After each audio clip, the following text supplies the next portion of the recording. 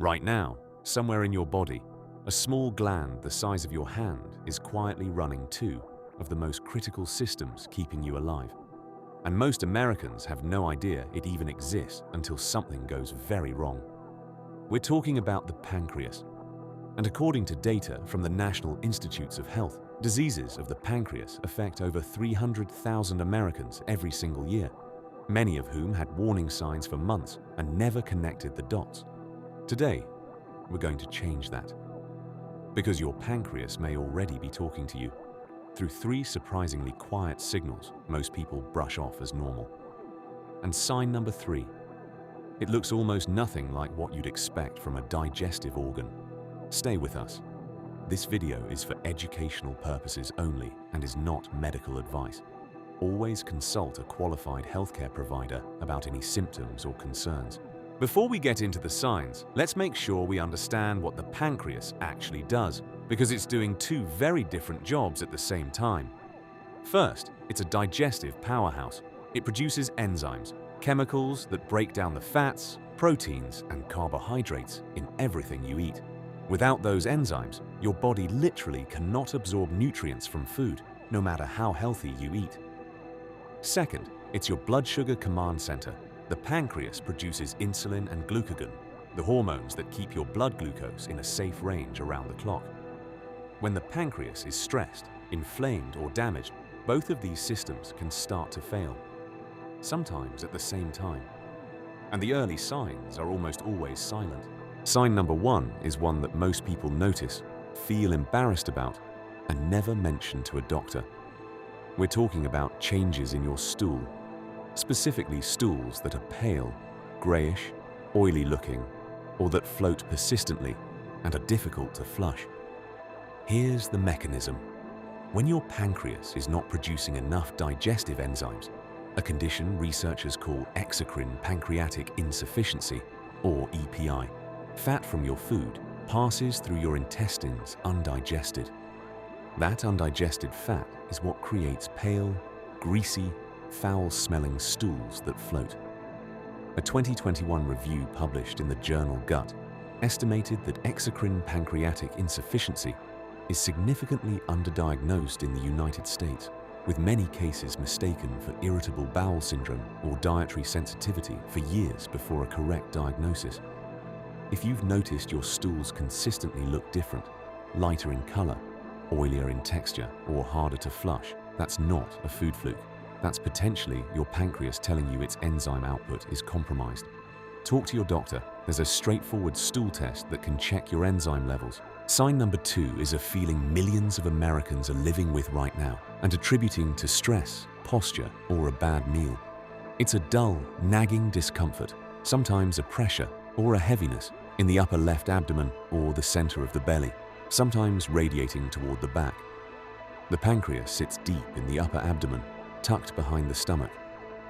When it becomes inflamed, even mildly and chronically, the surrounding tissues and nerves can register that as a vague, persistent ache. This is one of the hallmark early patterns of chronic pancreatitis.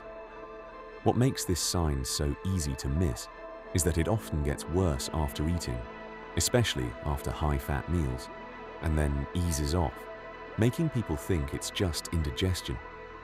According to the American Pancreatic Association, chronic pancreatitis often goes undiagnosed for 2 to 5 years because the pain is intermittent and easily confused with other GI conditions. If you notice upper abdominal discomfort that reliably appears after meals, worsens when lying flat, and seems to ease slightly when you lean forward, please bring that exact description to your doctor. That specific pattern is clinically significant. And now we reach sign number 3. And this one genuinely surprises people. We're talking about unexplained blood sugar instability, sudden fatigue after eating, shakiness between meals, energy crashes, or brain fog that comes and goes without any clear dietary explanation. Here's the wow factor. Most people think blood sugar problems come from the pancreas failing to make insulin. That's type 1 or type 2 diabetes. But there's a third category that almost nobody talks about. It's called pancreatogenic diabetes, or type 3C diabetes.